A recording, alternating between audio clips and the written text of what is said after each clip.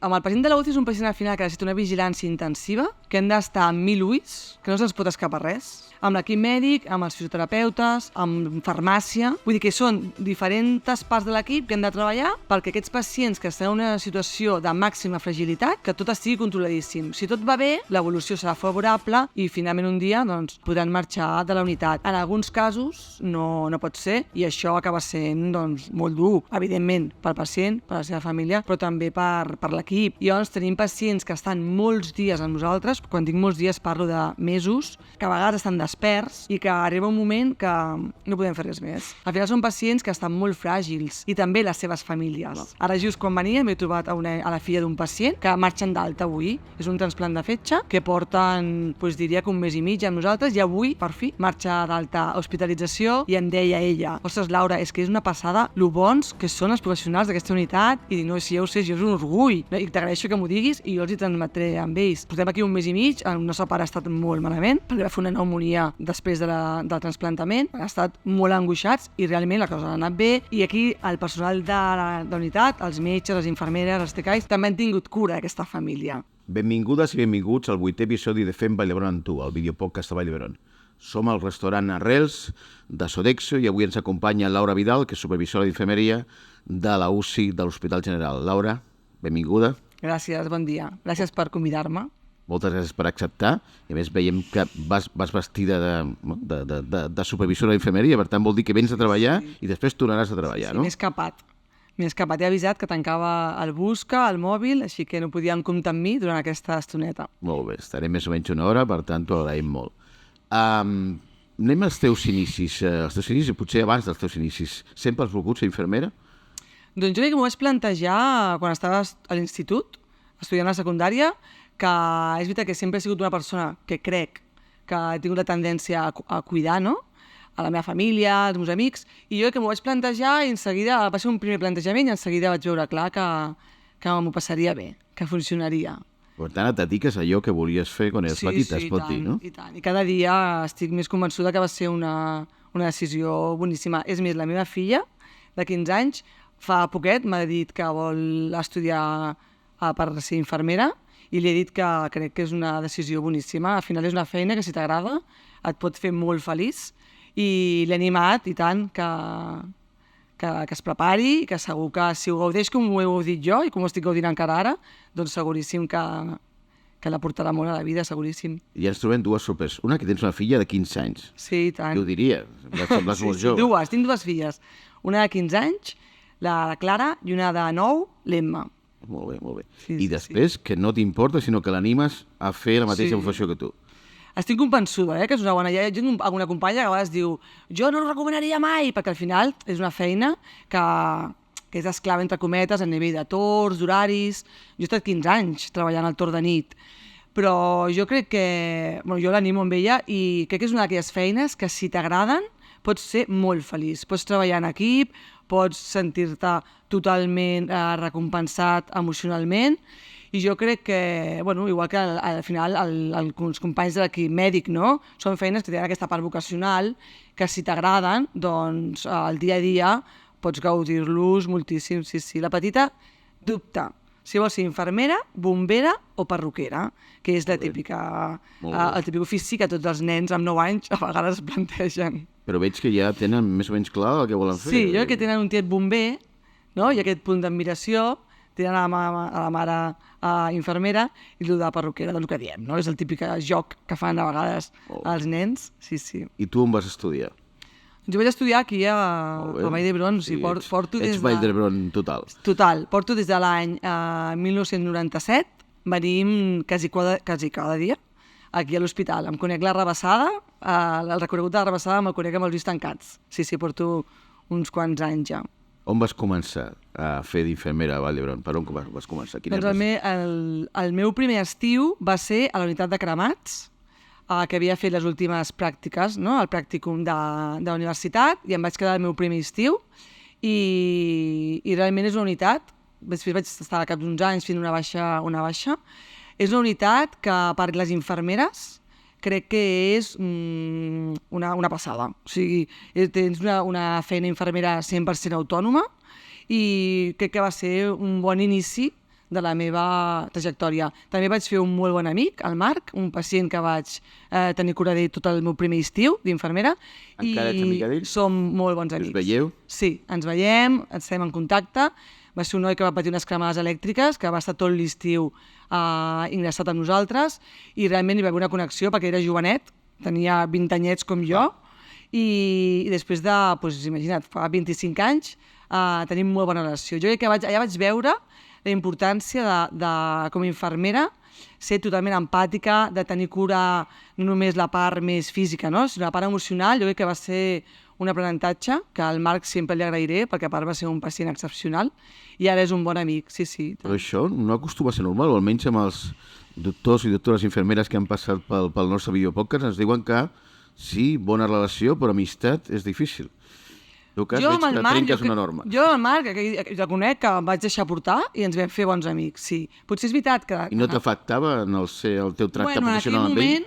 Jo en aquell moment em va afectar segurament, perquè jo sé que m'anava a casa pensant-hi, perquè clar, és que era molt joveneta, tenia 20 anys, i al final aquesta part de maduresa, no?, que tinc ara, de sortir de la feina i saber separar, no?, la part més professional de més personal, jo aquell estiu no estic convençuda que no ho vaig fer. O sigui, jo m'anava pensant a veure com estarà demà el Marc quan arribi. Després, amb els anys, he après, no? O sigui, aprens a separar una miqueta, perquè si no seria molt dur. Clar. I més a les unitats de crítics, no? Que veus molts pacients en finals de vida, patint, moltes famílies patint, i això a poc et va fent una miqueta més forta. Però aquell estiu la Laura es va voler fer amiga d'ell i som molt bons amics, sí, tant. Després de cremats, com vas anar? Després de cremats, al segon estiu vaig començar la unitat de reanimació, que primer va ser una mica disgust, però jo volia seguir a cremats. I quan em van dir, no, aquest estiu, unitat de reanimació, ara general. I jo vaig pensar, no pot ser. I va ser realment, jo crec que em van fer un dels favors més grans de la meva vida, a nivell laboral, perquè vaig ja arribar a la reanimació, a Montse Gómez, la famosa gestora de professionals que teníem en aquell moment, em va dir, Laura, en reanimació estaràs superbien. I realment va encertar, vaig estar molt bé, vaig treballar amb la Mercè Andorrà, la supervisora de la coronària, també vaig fer un equip excepcional, i he estat, els darrers 18 anys, he estat en reanimació i algun moment puntual la UCI. A reanimació he estat 15 anys, al torn de dilluns nit, i jo sempre ho dic, a mi la gent diu, Laura, com va la feina, estàs bé? I jo dic, jo estic bé. El problema és que jo vinc d'haver estat molt, molt, molt bé. O sigui, vaig estar 15 anys al torn de dilluns nit, aquests 15 anys vaig estar com a Què vol dir el torn de dilluns? Només treballaves el dilluns nit? No. Clar, és que ho dius així, expliquem-ho això. Jo estava al torn de dilluns nit, que és dilluns, dimecres i divendres, i diumenge sí, diumenge no. Llavors jo, al torn de dilluns, aquest torn, era de 10 de la nit a 8 del matí, i jo vaig estar 15 anys amb aquest torn, perquè a mi personalment també m'anava bé aquest horari, però és veritat que vaig coincidir amb 3 grups de companys, perquè clar, durant 15 anys anaven canviant i jo seguia allà. Vaig fer com 3 grups de treball que es van convertir en 3 grups d'amics, que a dia d'avui tinc una relació excepcional amb ells, perquè vaig coincidir amb gent espectacular. I, clar, durant 15 anys vaig viure la meva feina amb una felicitat màxima. O sigui, vaig estar amb gent que són amics meus, fent una feina que m'apassiona, com ja us he dit, que és la infermeria, a una unitat que és molt maca, la unitat de reanimació postquirúrgica. No molt coneguda. No molt coneguda, i al final és una unitat de crítics on tens el pacient postquirúrgic i tens a vegades aquest pacient que només està 24 a 48 hores, que et permet tenir una relació, no?, doncs de poder parlar amb ell, no tens el pacient sedat, i et permet tenir aquesta relació potser a vegades més maca, no? I és un pacient que a vegades hi ha hagut una cirurgia que moltes vegades és curativa, que això també dona aquest punt, no?, de satisfacció. I després tens el pacient crític més agut, no?, que té la part aquesta que les infermeres de crítics ens agrada, no?, aquest pacient així més... Però és veritat que la unitat de reanimació a vegades se'n parla poc. I és una unitat on hi ha una càrrega molt elevada de feina, perquè cada dia els pacients que estan estables marxen a l'hospitalització, en venen de nous, els que no marxen és perquè no estan bé com per marxar, i al final és una unitat que jo crec que he après tot el que sé de crítics, ho he après a la unitat de reanimació d'aquí de l'àrea general. I aquest coneixement de crítics és el que et porta a ser supervisora de la UCI del General, no? Sí. Abans de ser de l'Hospital General he estat 5 anys a la unitat de reanimació, com a supervisora, a la unitat de reanimació de traumatologia, que és on he après una mica... És que no em suma els anys 5 punts, que vas començar en 5 anys. 2018 assistencial, 2018-2023 supervisora, a la reanimació de traumatologia, que és on he après a ser infermera supervisora, i és on he après a fer les coses millor, a gestionar millor, a relacionar-me amb l'equip des de l'altra banda una miqueta. Jo estava acostumada a formar part de l'equip a nivell assistencial i he hagut d'aprendre a separar una mica, que m'ha costat, perquè a mi m'agrada molt sentir-me una més, i ara quan ets supervisora et veuen diferent. La distància. Exacte. Llavors aquí a trauma és on he après, a reanimació de traumatologia on he après això. I també he conegut tot el món de traumatologia que no el coneixia, els companys de trauma, supervisores de traumatologia, els companys traumatòlegs, anestesiòlegs d'allà, i evidentment el meu equip, i també ha sigut realment una etapa molt profitosa. I això sí que ja m'ha portat a que m'oferissin... Per tant, portes 6 anys i mig, més o menys, de supervisora. Exacte. Molt bé. Parlem de la teva actual tasca, de supervisora de la UCI del General. Com és? Com és el teu dia? Com és? Doncs és una mica caòtica. Caòtic perquè no està organitzat? No, jo crec que ho intentem organitzar tot el que podem de bé. Està molt organitzat. Vull dir que intentem, Però és veritat que és una unitat que és molt gran. És molt gran i això fa complicat arribar a tot allò on tu voldries arribar.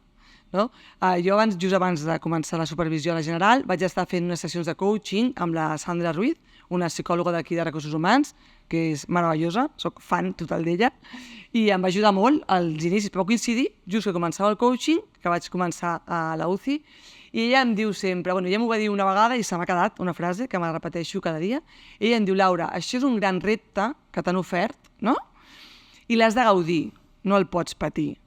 L'has de gaudir, llavors on no arribes no t'has de frustrar. Has de pensar que on t'has arribat ho has fet el millor que has pogut i on no arribes doncs ja aniràs fent. I jo m'ho repeteixo cada dia perquè jo sé que no arribo on jo voldria arribar.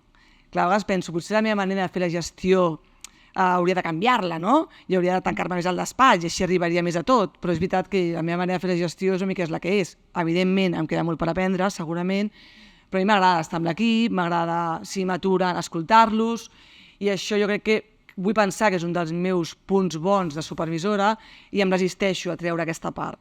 I llavors això em fa que vagi una mica atabalada amb la que seria més la part més d'ordinador, de reunions, llavors intento buscar l'equilibri. Hi ha dies que l'equilibri em costa trobar-lo i hi ha dies que penso, vinga, va, Laura, avui te n'has sortit. Per què creus que van depositar tu la confiança per aquesta posició? Doncs jo vull pensar que la meva adjunta, la Rocío Tabernero, jo vull pensar que m'ho va oferir perquè jo suposo que el Covid, al final, jo no volia parlar del Covid perquè sembla que al final ens repetim una mica, però és veritat que durant el Covid jo vaig haver de canviar d'unitat, jo estava en aquell moment com a supervisora de reanimació, va començar just el Covid i em van demanar si podia baixar a muntar una de les UCIs que es van muntar aquí a l'Àrea General, junt amb la Roser Martí, la companya de la unitat de seguretat. Llavors, quan jo evidentment vaig dir que sí, o sigui, tothom vam estar a l'alçada de la situació, tots vam donar el 300%, i jo evidentment també ho havia de fer. Vaig baixar, vam muntar la UCI de la 5ena, de l'annexa, després em va demanar si podia, al cap de 15 dies, 3 setmanes, quan ja estava engegada, si podia pujar a muntar la UCI Covid de simulació, que eren 2 sales obertes. Recordem pels que els veuen que durant el Covid l'espai de simulació, o sigui, l'espai de docència i d'excel·lència on es forma la gent es va convertir en una UCI, com molts altres espais de Vall d'Hebron. Sí. Llavors em van demanar si podia anar a muntar aquesta unitat i vaig estar amb la Marta, amb la companya supervisora en aquell moment de neonats, vam estar muntant, amb el suport, evidentment, queda claríssim, d'informàtica, de manteniment, de tots els diferents equips de l'hospital, vam muntar la UCI de simulació, vam formar equips que no es coneixien entre ells, els vam presentar, Marta, Paula, a partir de demà sou companyes, endavant, i vam tindre la UCI de simulació un mes i mig oberta. érem quasi 100 professionals treballant allà. Jo crec que va anar molt bé. L'equip va treballar una passada. Jo tinc un record, tot i lo dur que va ser duríssim, tots ho sabem. El Covid jo ho vaig patir molt, a part de la feina a casa, perquè vaig desaparèixer, bàsicament, durant un mes i mig. Però haig de dir que jo crec que vull pensar que vam veure que en aquell moment vaig ser resolutiva, no vaig dir no vaig negar-me a res, vaig donar tot el que vaig poder, i suposo que la gestió que vaig fer d'això va ser un dels punts que vam veure que era capaç potser de començar aquest nou repte. També és veritat que aquest nou repte tampoc l'estic portant jo sola, l'estic portant amb la Bet Gallard i la Dori Nieto, que són les dues infermeres clíniques que treballem conjuntament a la UCI i que sense elles seria impossible, perquè fem un tàndem, les tres, jo com a supervisora, però les dues com a infermeres clíniques fan un suport a la gestió dia a dia, i gràcies a això, vull dir, no anava sola a Los Leones. Entre les tres intentem cuidar-nos entre nosaltres i dirigir aquest transatlàntico, com diuen.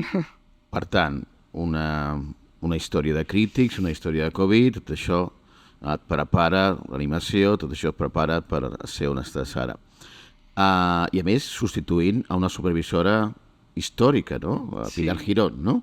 Sí, la Pilar, que, a part de jo i la Pilar havíem treballat juntes com infermeres, vull dir que ens coneixíem bé, me l'estimo molt, perquè és una persona excepcional. Et va donar consells, bons consells? Molt, sí, vaig estar un mes amb ella, vam treballar juntes durant un mes, em va donar molts consells a nivell professional i a nivell també personal, perquè ella sabia que era una unitat que era complicada per la dimensió que té, i em va donar consells i me'ls dona a dia d'avui encara, perquè tenim bon contacte i em pregunta a vegades, m'envia un WhatsApp, com estàs, Laura?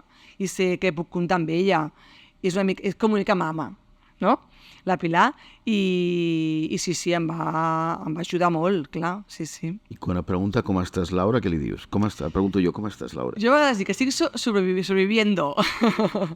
No, jo estic intentant gaudir-ne. Sí, és veritat que et deia abans, hi ha dies que em supera una mica el no arribar a tot. I aquí haig de fer un treball personal, no? Però perquè ets molt perfeccionista? No sé si soc perfeccionista. Jo al final crec que soc una persona que intento ser resolutiva, i llavors quan algú crec que ho puc resoldre ràpid, perfecte. Quan algú no ho puc resoldre perquè no depèn de mi, perquè quan depèn de mi acostumo a poder-ho resoldre, quan algú no depèn de mi és quan llavors reconec que em costa viure el que dèiem abans, aquesta frustració. Clar, a mi l'equip, al final, els càrrecs intermitjos, el problema que tenim, o l'inconvenient, és que tu estàs entremig una mica, no? O sigui, a mi l'equip em transmet unes necessitats, unes queixes, no? I llavors jo, si aquestes queixes, aquestes necessitats, jo no les recolzo, o no les acabo de veure, doncs jo intento justificar-ho, explicar-los-hi, i això encara ho porto prou bé. Perquè al final, evidentment, a un equip de quasi 400 professionals no tothom li agradarà la teva decisió, però hi ha força gent que si els expliques bé, els hi justifiques, acaben veient que no pot ser, però ho mirarem, ho treballem. El problema ve quan a mi l'equip em demana alguna cosa, o jo veig que hi ha un problema a l'equip i sé que és un problema a l'equip, que tenen raó.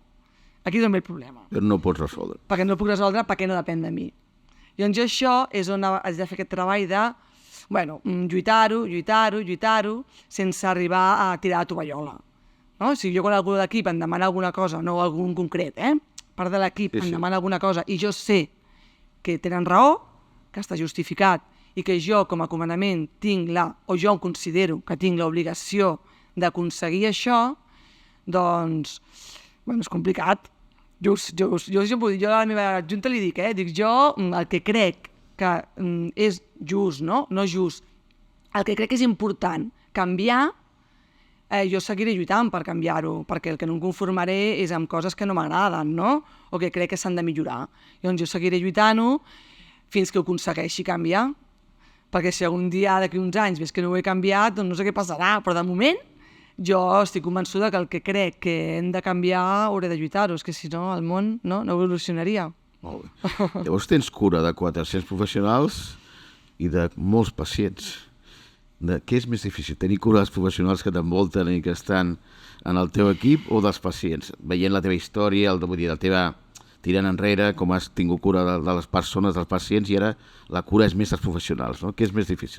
Molt més difícil dels professionals. Molt més difícil, clar, sí. Tu els teus pacients, tu tens la jornada laboral, tu al final tens una formació, no? Una experiència, i tens un equip que et recolza. I en principi tens una supervisora també que et recolza. I llavors això mai m'ha fet por, i a part és una feina que m'agrada, no? L'equip és complicat, no? Perquè al final són relacions personals, cadascú és com és, jo soc com soc també. Sí que és veritat que jo no estic sola tampoc en això. També tinc el suport de gestió de professionals, que tinc l'amament amb mi, que treballem mà cada dia, tinc el suport dels companys de nit, dels supervisors del torn de nit, del David i la Montse Lolo, i vull dir que jo no estic sola cuidant aquests 400, els estem cuidant entre tots.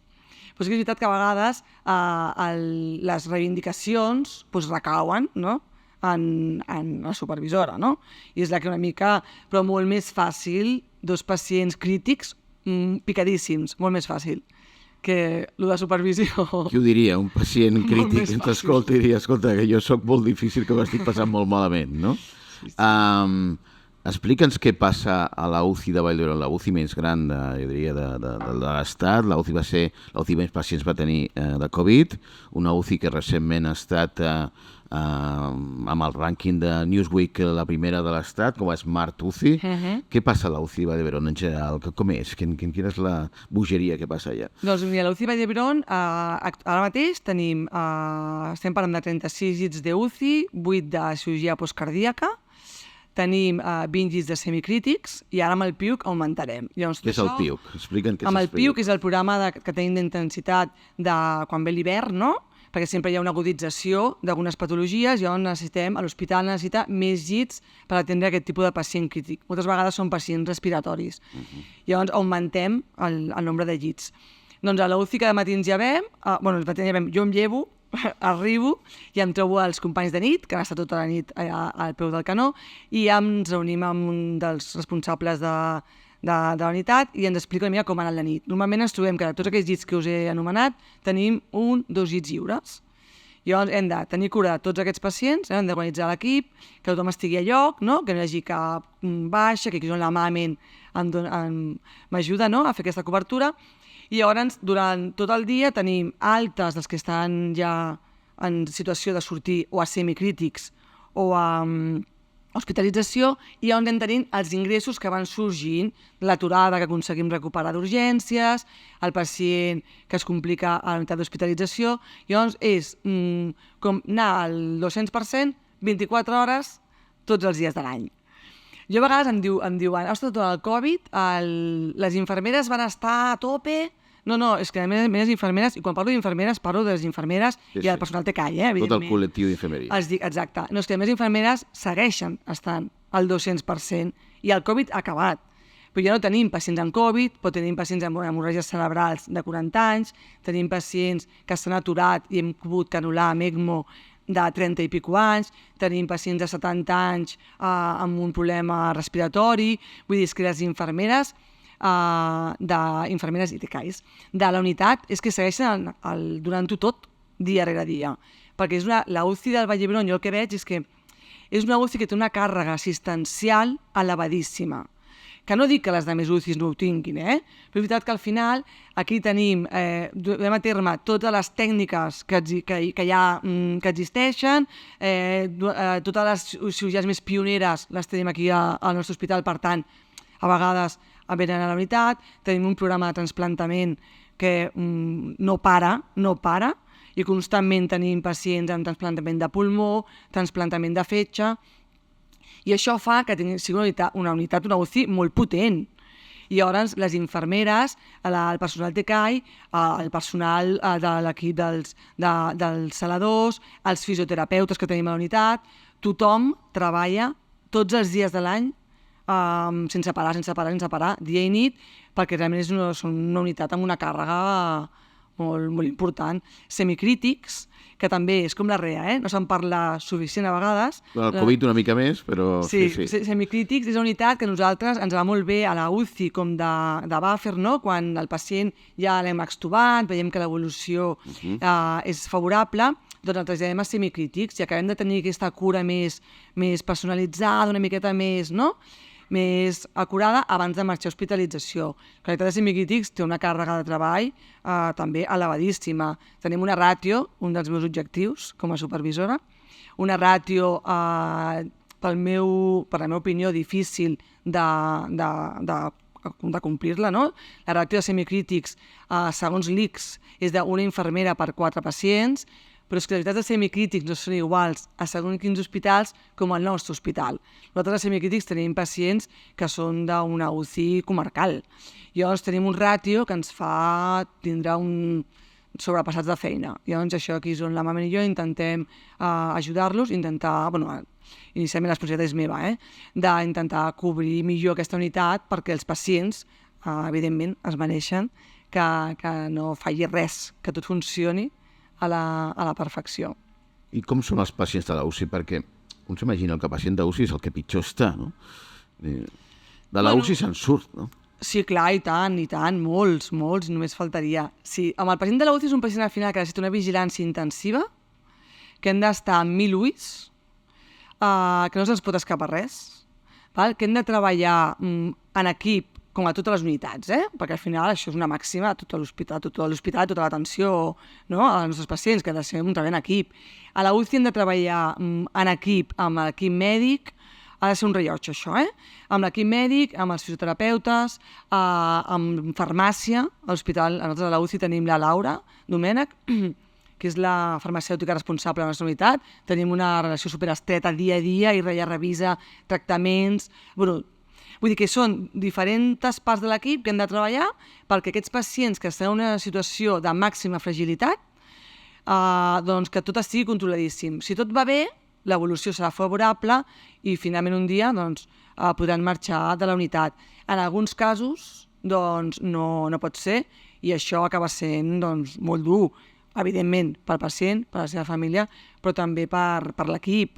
A la UCI el que ens passa és que estem tenint pacients amb el programa ECMO, que ens permeten, el que abans un pacient havies de desestimar, ara ens permeten donar-los aquesta oportunitat de supervivència gràcies a la ECMO, i en molts casos és una passada perquè els acabem decanulant i se'n van, però en alguns casos no aconseguim arribar a l'objectiu que volíem perquè l'ECMO no és suficient, perquè necessiten un transplant i el transplant no està indicat per la gravetat. I llavors tenim pacients que estan molts dies amb nosaltres, quan dic molts dies parlo de mesos, que a vegades estan desperts, no?, i que arriba un moment que no podem fer res més. I això per l'equip està sent molt dur, perquè al final som professionals, però també som humans, no? I llavors l'equip al final s'implica amb el pacient, amb aquesta família que cada dia et busca, et demana informació, et demana consol, moltes vegades, i això és una cosa que afecta l'equip, no? Llavors és quan hem de demanar suport a l'equip de la UBP, que ens ajuden moltíssim, i intentem tenir cura, no?, dels companys. Al final són pacients que estan molt fràgils, i també les seves famílies, no?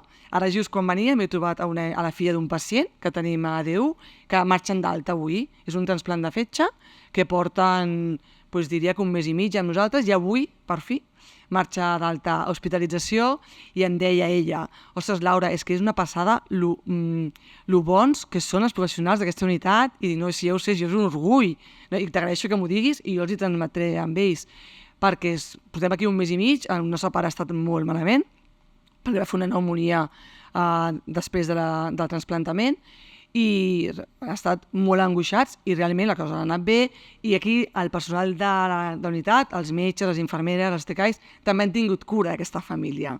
També hem de tindre cura del pacient i de tota la família, que ells esperen que nosaltres estiguem a l'alçada. Sí, que tot i que és supervisora i que ara no veus els pacients directament, però sí que coneixes les famílies. Passes pels boxes i saludes a la gent també, veus els pacients. Pots fer les dues coses? No. Hauries de fer-la? M'agradaria. Per què la fas? A mi m'agradaria fer-ho, m'agradaria, a vegades al Xavi Nubials, a un company de l'equip mèdic, li dic, m'agradaria cada dia a les 2 fer una volteta i saludar les famílies, no? També perquè m'agrada que em facin el feedback, no? Però és veritat que ara mateix no ho he aconseguit encara. És un dels meus objectius que tinc, perquè crec que és important, perquè crec que amb ells els hi transmets també, no? Una confiança, presentar-te, no? Com a responsable de l'equip d'infermeria, saber qualsevol cosa poden comptar amb mi, però en alguns casos en concrets, no? Sí que em fa falta, o sigui, ha calgut que jo ja anés a parlar amb ells, l'equip sap que si alguna família vol parlar amb mi, m'ho poden dir, jo hi vaig encantada, i en algunes situacions, i sovint em passa, que em demanen que vagi a parlar amb les famílies, tant sigui per coses en positiu com en negatiu. Jo vaig a parlar amb elles, m'agrada, perquè a mi al final m'agrada aquest feedback amb ells, i ells realment ho viuen bé. Després em va bé perquè, com que ja els hi poso cara, com me'ls vaig trobant, doncs ja ens anem veient i ens saludem. Doncs són les coses que tinc pendents. Molt bé. Quin és el pacient que porta més temps actualment? Quant temps porta el doncs ara mateix, no sabria dir-te, però potser 3 mesos... 3 mesos. Pot ser que tingui... Durant el temps de Covid també era igual o era més temps?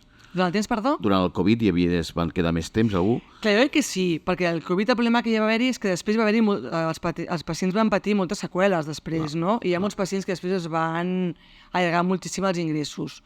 No sé dir-te el màxim que hi va haver, perquè en aquell moment que tampoc estava a la UCI, no t'ho puc dir, però estic convençuda que hi va haver estades llarguíssimes, seguríssim, sí. Parlaves ara del doctor Nubials. Com és la teva relació amb els doctors de la UCI? Doncs bé, jo crec que és... O la teva i en general la vostra, la infermeria. Sí, la nostra. Jo crec que al final és importantíssim treballar en aquesta bona relació. Jo sempre he intentat portar-me bé amb l'equip mèdic, és més, ja us ho vaig comentar anteriorment, la meva germana Bessona, que són bessones, és metgessa d'aquí de l'hospital. Vull dir que amb els metges m'haig de portar bé sí o sí, perquè a casa, no? I són bessones, a part. Però jo amb l'equip mèdic sempre he intentat tindre molt bona relació, assistencialment, quan treballava com a infermera, com ara a nivell de supervisora.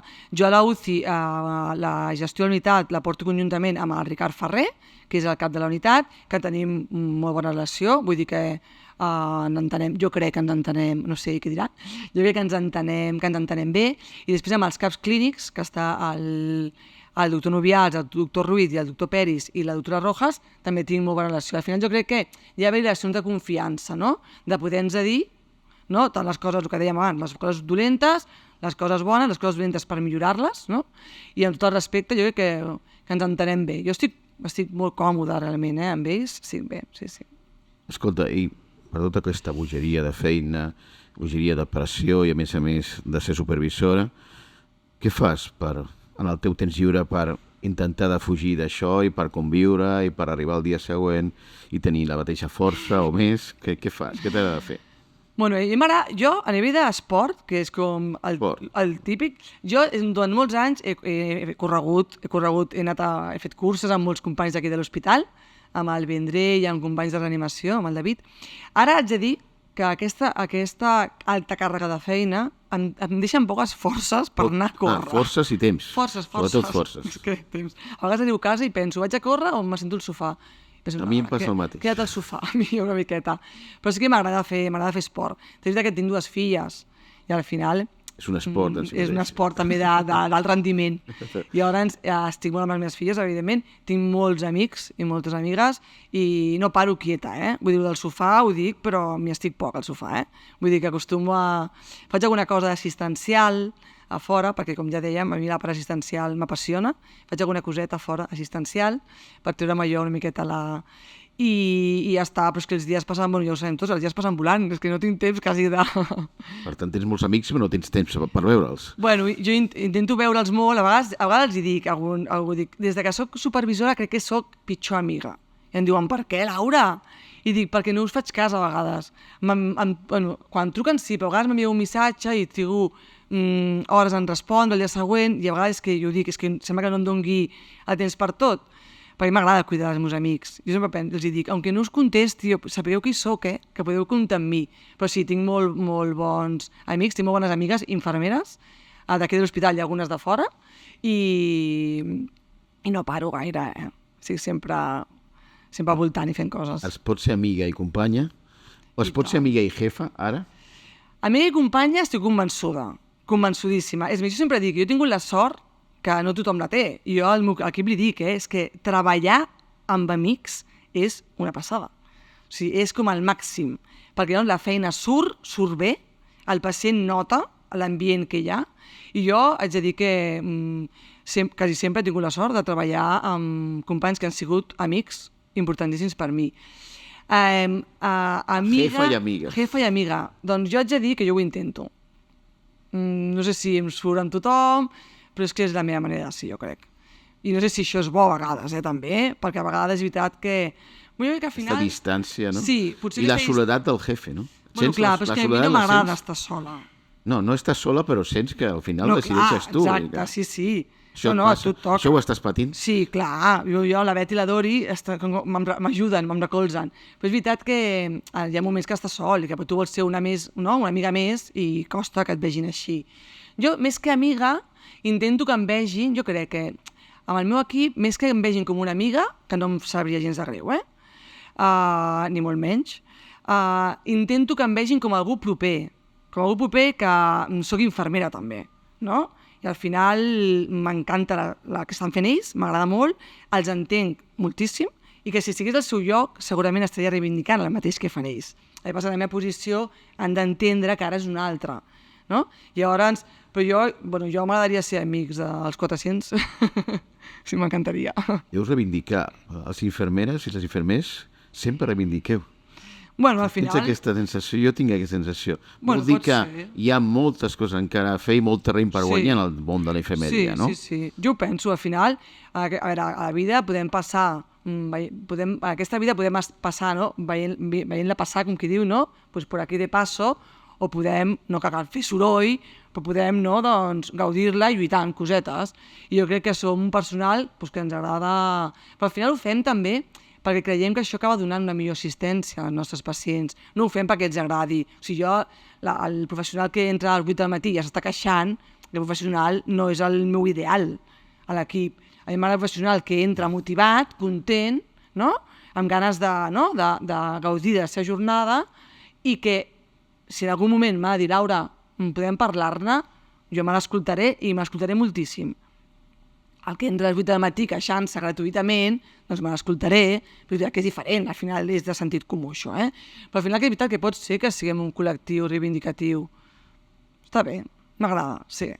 Parlaves abans de les teves filles, que alguna vol ser infermera, però no et troben a faltar temps de mare? No has tingut problemes amb això durant els anys? No, el Covid sí, Bueno, els anys que vaig estar de nit no, perquè quan vaig estar de nit, elles com que coincidíem que era l'estona que dormien, jo crec que va ser un torn que em va anar molt bé per poder estar amb elles. Durant el Covid ja dic que és un tema a part, que va ser un desastre a nivell de mare. Elles no ho van viure així, ho vaig viure jo així, Jo a vegades en parlem i li dic, clar, és que va haver un dia que vaig marxar i ploraven les dues. I diuen, no passa res, mama. O sigui, jo crec que ho van oblidar. O ho han oblidat o van veure que era el que jo havia de fer en aquell moment. No només no els ha marcat, sinó que més una vol ser infermera. Sí. No. Tan malament no en deurien veure. Clar. Suposo que jo sí que vaig patir-ho, no? Una miqueta. El fet d'haver de marxar al matí quan encara dormien i tornar, que ja estaven dormint també, durant molts dies. No? Després, ara en el meu càrrec actual, potser els primers mesos sí que ho van viure més, que jo patia més a casa, perquè estava a les tardes moltes vegades amb l'ordinador, fent feina, i ara m'estic obligant una mica els dies que estan amb mi intentar no fer feina, perquè al final, jo sempre ho dic, no puc ser bona supervisora i mala mare. Això no m'ho podria perdonar. Per tant, haig de ser bona mare i, si pot ser, bona supervisora. Parlem una mica més de la UCI. Quan diem que és una UCI intel·ligent, per què és una UCI intel·ligent? Què té de diferent respecte a altres UCIs? Clar, la nostra UCI el que té és que tot l'aparatatge, tot està connectat. Vol dir que antigament anàvem amb una gràfica de paper i anàvem introduint dades i ara tot està connectat. Llavors, tot el que el pacient, tots els dispositius que el pacient té, tot automàticament es volca a un sistema. Això a nivell mèdic, per exemple, ens va bé per fer unes prediccions, uns diagnòstics. A nivell de tractament ens ajuda a l'hora de fer els tractaments, en ajustar els tractaments, en què siguin els adequats, en les dosis, Després també tenim una unitat que ens permet millorar el descans dels pacients. Són diferents coses que fa que sigui una unitat com molt capdavantera, no? Està tot com molt connectat. No se'ns escapa res, no se'ns hauria d'escapar res, perquè tot ho tenim molt monitoritzat. I aquesta monitorització, importantíssim, la part humana, Clar. que això ho posem nosaltres. No ens oblidem mai de la part humana, dels professionals i dels de la part pacients. humana. I l'evolució infermera, tu en aquests... Ja m'he perdut, però som 18 anys, no? Que portes fent d'infermera. Vaig acabar el 2000, soc de la promoció del 2000. Més de 24 anys. Com ha evolucionat la professió infermera? Clar, jo suposo que A nivell d'organització i a nivell de tecnologia i del que disposeu. A els hospitals crítics ha evolucionat moltíssim. És veritat que aquest hospital sempre ha sigut molt pioner, no?, en tota la monitorització. Jo crec que ha evolucionat moltíssim. També és veritat que nosaltres, al final, som personal que estem en formació contínua, que jo ja ho vaig fer començar, o sigui, des dels inicis, però avui en dia estan en formació contínua.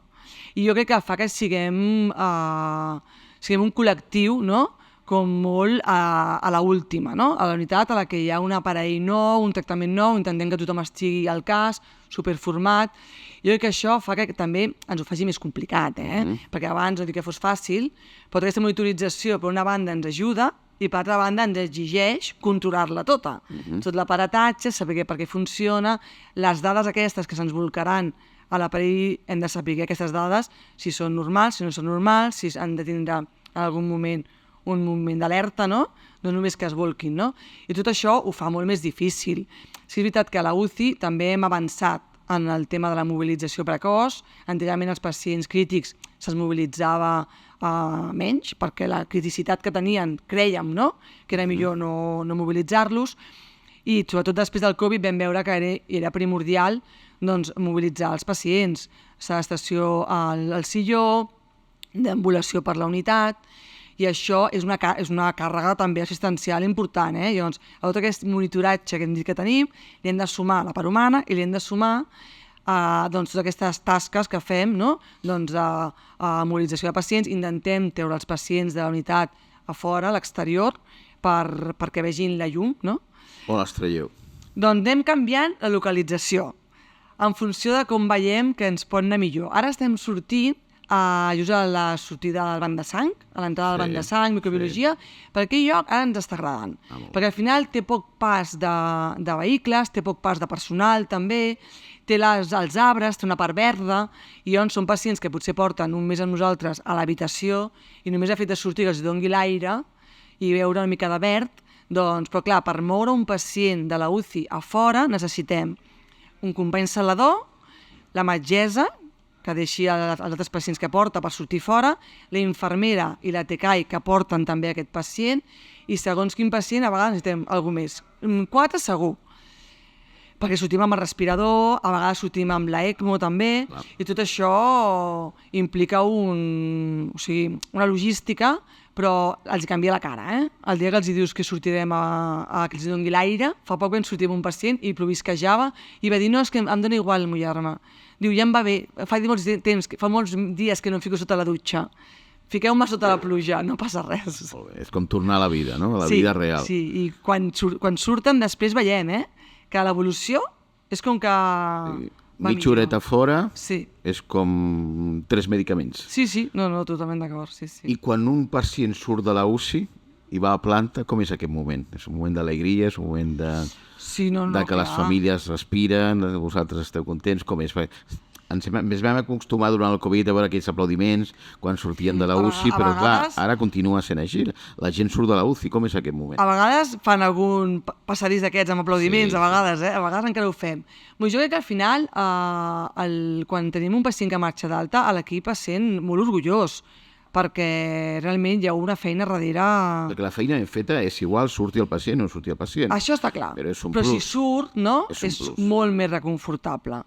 I ara estem en un projecte, a la unitat, la companya de la Montse Aran està duent a terme un projecte de cuidador acompanyant i estem preguntant a les famílies, una vegada han sortit, com han viscut, que ja presentarem dades i resultats, però l'altre dia em feia 5 cèntims i em deia que les famílies surten molt contentes, molt contentes, perquè veuen que han tingut cura del seu familiar, no? Han tingut cura d'ells, i realment, bueno, jo n'estic orgullosa, però aquestes dades ens ajudaran, no?, a veure si hi ha alguna cosa que podem millorar, ens aniria bé saber-ho, però també ens ajudarà, no?, fent feedback a l'equip de l'esforç que estan fent-lo, no?, els resultats que ens donen. I després aneu a veure els pacients a planta? Els saludeu després o continua aquesta relació? Jo no. Ja has dit que l'amistat ja no, perquè com aquell primer pacient no estàs cremats. Sí que hi ha infermeres i TCAs, ho sé, que hi van, sí, i tant que hi van.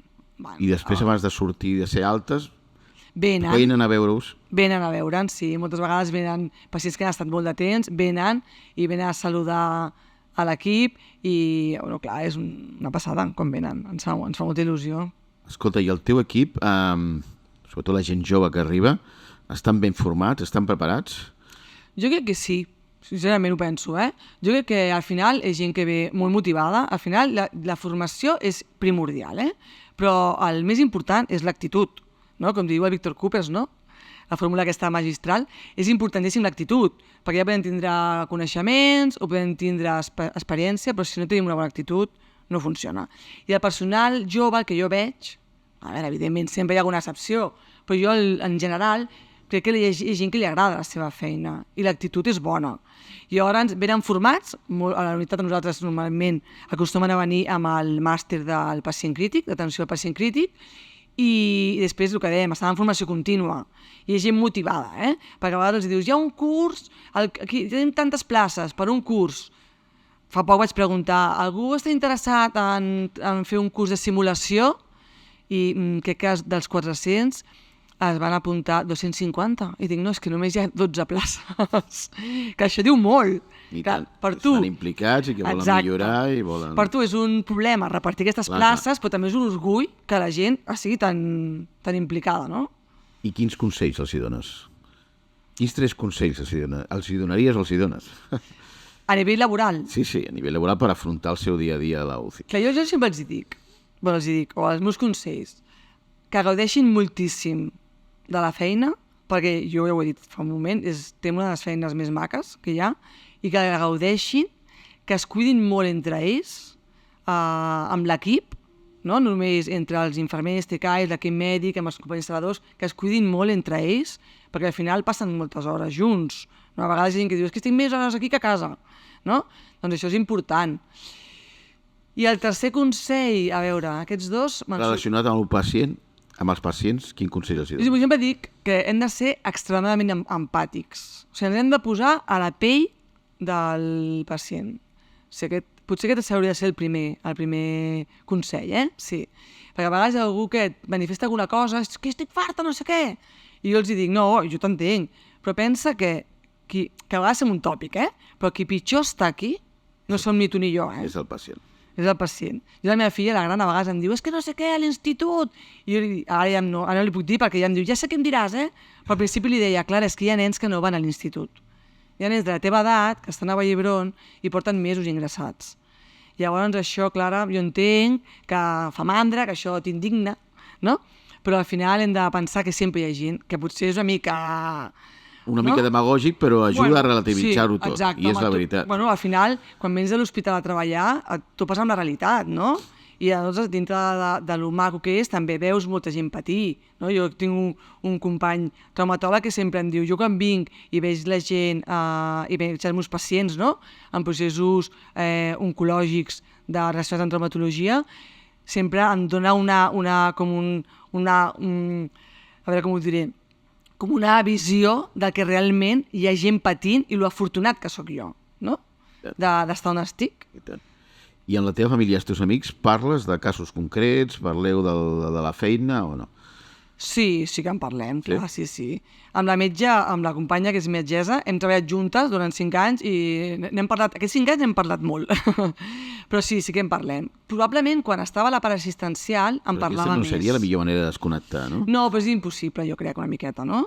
Al final, quan tens una feina que t'agrada i que tu per molt que surtis de la feina i tallis, no? Per molt, al final som humans, no? I sempre hi ha un cas que t'afecta més, no? O que et fa allò donar-li voltes.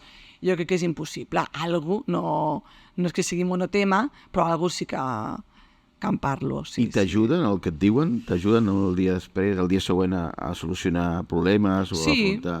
Sí, perquè a vegades ho veiem des d'un altre punt de vista, no? Que t'ajuda a relativitzar una miqueta, no? I sí que ajuda, jo crec que sí que ajuda. Molt bé. Ara estem arribant al final. Fent la vista enrere, quan vas començar a estudiar infermeria, t'imaginaves que arribaries a la posició que estàs ara? No. Gens, no. Jo m'imaginava que seria molt feliç, i ho soc, vull dir, amb l'assistencial. Sí.